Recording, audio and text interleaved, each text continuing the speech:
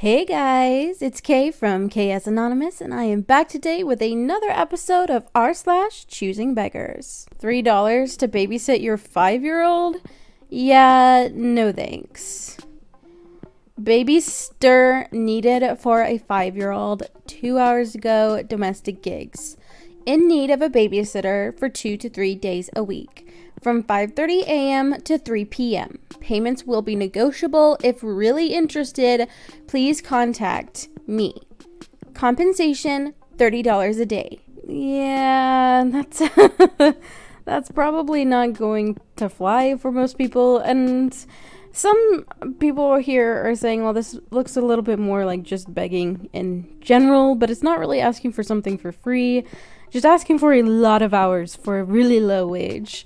It is really concerning the kind of people you might attract with this kind of stuff, because if someone's willing to be paid so little to be around your child, that can be really concerning. But yeah, no, most people aren't going to.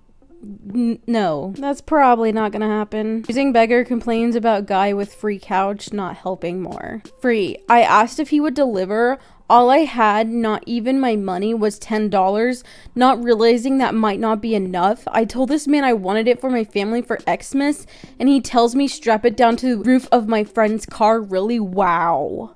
Okay, so my sister is going to lend me $10. Is that enough? And where is pickup? I hope not really, really far. And that would be tomorrow after 1 p.m. I'm in Byron, and what do you drive for a vehicle? Get some straps and we'll strap that sucker to the roof. Dodge Caliber, lol. 2008, lol.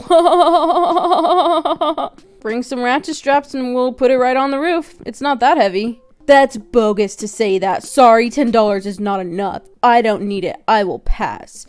Even more about this, after I told you I needed something for my family to sit on because all we have is lawn chairs, and that's what you say to people, I hope you effing die. And apparently they posted this as if they were in the right. Y'all are stupid. First off, it don't matter if I come from California, Texas, wherever. I sat there and I said, I will come and load it up. I appreciate you doing this for me. They said gas money. I said, I got 10. Then he started saying, load it up on your card. Not doing that. I'm not a hillbilly redneck white trash where I need to load up my gosh dang car. My effing couch on the hood? No. You're sitting in lawn chairs. You're as hillbilly as they come, Cletus. They really said you're as hillbilly as they come, Cletus. Oh my gosh. Yeah.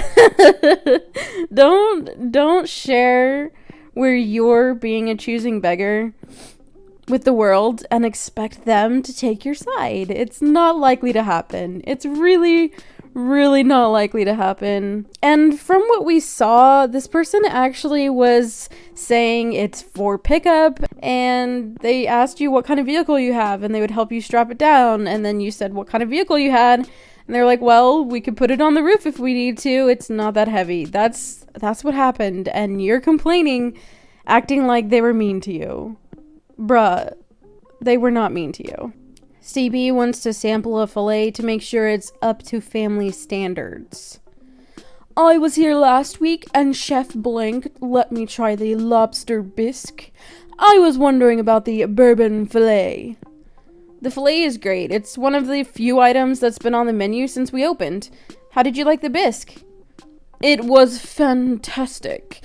I worry the family won't like the fillet. Can you make me one so we can try it, and then maybe we might order a family meal?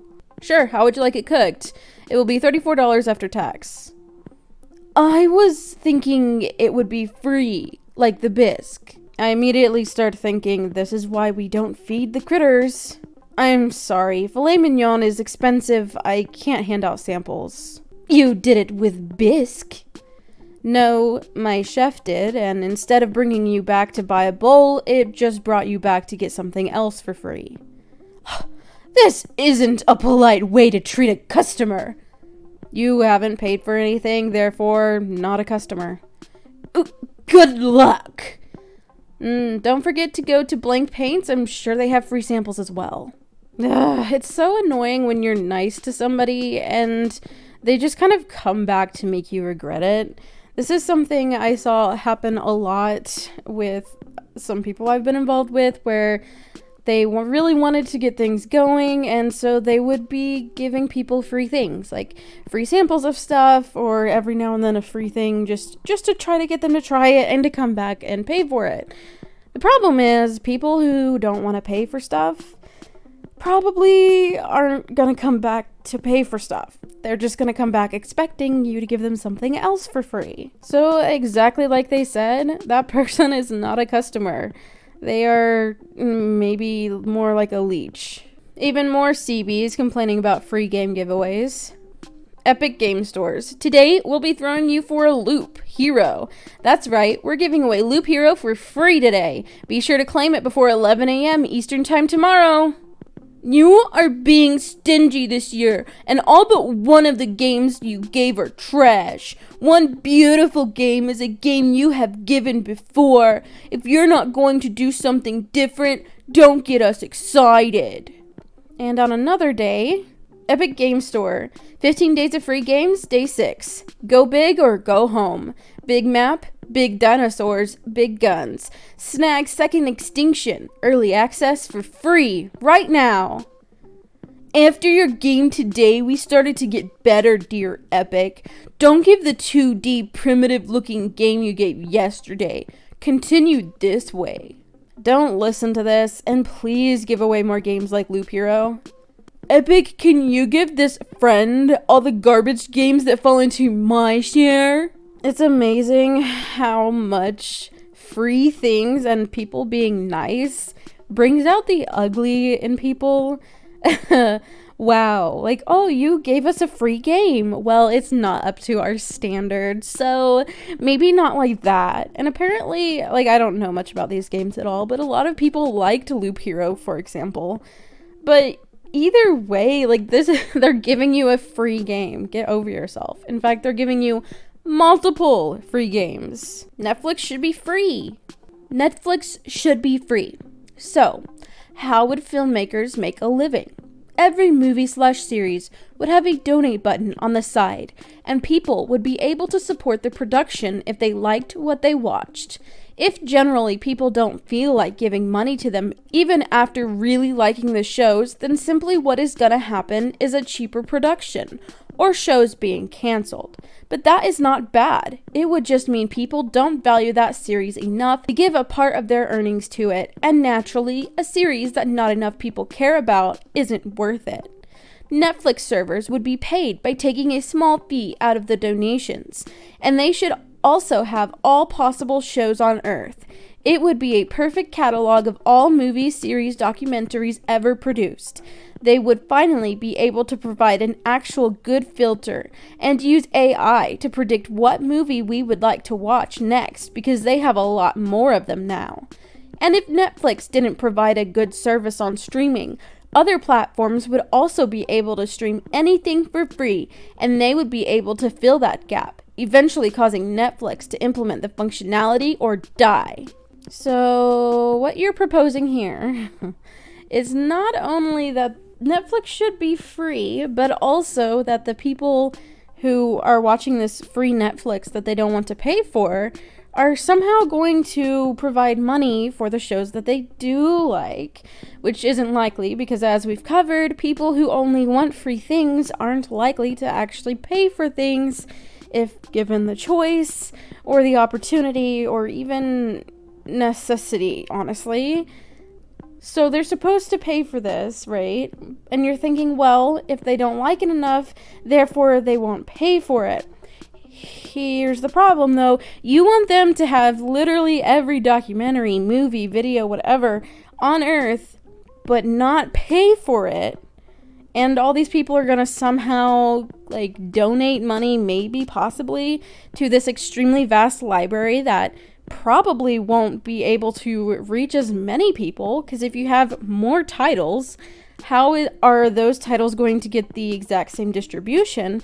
And therefore, everyone and their dog is going to go broke and have poor production quality in the future because no one's actually going to pay for that. Interesting, isn't it? So, I mean, in a perfect world, I guess in your utopia, Maybe, because what you're really saying is that you want other people to pay for the shows that you like, and you don't want Netflix to make you pay money, because I bet you're not going to be the one actually donating, are you? Holiday art commission story. I've never posted here before, but I've been mulling over a recent commission that's still stuck in my craw and thought this might be the right place to vent it out. Please excuse my poor storytelling skills. So let's get into this. I'm an artist who's slowly trying to start up a small business doing what I love and producing art. I mostly focus on anime and comic book style art, so realism is a struggle for me. Aside from my sister, I don't know many artists, and my family and friends can be a bit unrealistic in their view of how long and arduous the process of creating the final product can be. A close relative came to me last month and told me about a commemorative portrait they saw and how good of a gift it would be for their mother. I agreed it was a good idea and told some ways they might be able to achieve a similar effect on their own. They slowly convinced me that they weren't very tech savvy and that it was so easy I should be able to just do it for them. I'm not currently working on any commissions, and although my mental health has been on a steep decline, I eventually caved and agreed. Like I said, they're a very close relative, and to disappoint them would cause a lot of problems for me and generally feel really bad. So, wanting to please them, I reluctantly jumped into the project. All throughout the project, I had minor problems, but things were going okay for the most part. I checked in with them periodically to give updates and ask their opinion on the piece. All throughout, they kept being pretty distant and not wanting to be involved, just saying that, whatever you do should be fine. You should be able to just throw something together. That is until closer to the end of the project. They began asking about if it was done yet and pushing for it to be completed sooner. So, feeling antsy and panicked, not wanting to cause problems, I completed the piece in the shorter time frame despite my saying that it wasn't done and needed more work. They again told me I should just be able to throw something together and that it really isn't that big of a project, asking why it was taking so long. To be clear, I was painting a portrait of two people whose photos I had to personally acquire through hours of research, then further hours of editing to even have a usable reference. Then I needed to color block out a more realistic classical art style that I am not at all comfortable with. It's well known, and I even reminded them that I am in no way, shape, or form a classical artist. Anyway, all in all, I spent about 20 hours total on this portrait piece, and when I finally showed them the final product, they just said, "Oh, that looks really goofy. Yeah, I don't want that." They asked me to see the edited reference picture I put together and said that it looked much better and they just wanted that instead. After 20 hours of work and stress, I just wanted to cry at how nonchalantly they brushed it off. In my head, I was screaming about how much work I'd put into the piece and just how long it took to put together, let alone all the stress in my life that was preventing me from taking commissions in the first place, only to have this long, unpaid project be casually tossed aside like it wasn't even anything. I messaged my sister about it, who's been a struggling artist for over a decade, and she just said, "Yeah, that sucks, man. People can be a-holes," and kind of shrugged. I know this isn't the most insidious or over-the-top choosing beggar story, and maybe I'm overreacting, but I just have to throw out there that if you know an artist and they're willing to do work for free, please don't shrug off their work. It's such a blow and really crushes someone's spirit to really put their heart into a project to please you, just to have it smacked down with such indifference. I'm so sorry that happened to you. It's really frustrating that someone would just basically throw away all of your hard work. And I don't really know how you would remedy the situation because, like you said, this person's a close relative and it would probably be not a good situation if you had just said no. But something I've learned myself with this kind of stuff is because people don't tend to really appreciate the level of work that goes into things, I will kind of try to talk them down, if that makes sense. Like, oh, well, would you actually like it this way? Or like when you had the picture, I might have suggested, hey, this is a nice picture. Do you want this instead? Even though obviously you were working on it because they specifically wanted that kind of portrait.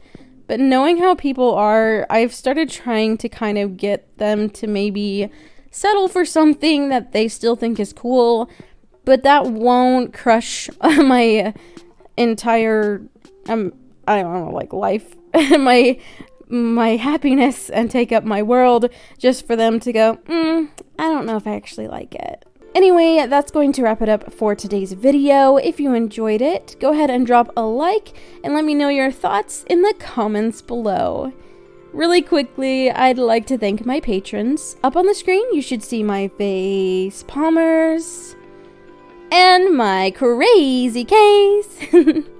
Thank you all so much for supporting me in the way that you do. If you're interested in becoming a patron, checking out the original post from today's video, or sending me an email for possible inclusion in a future video, all of that information is in the description box, so be sure to check it out. And I'll talk to you in my next video. Bye!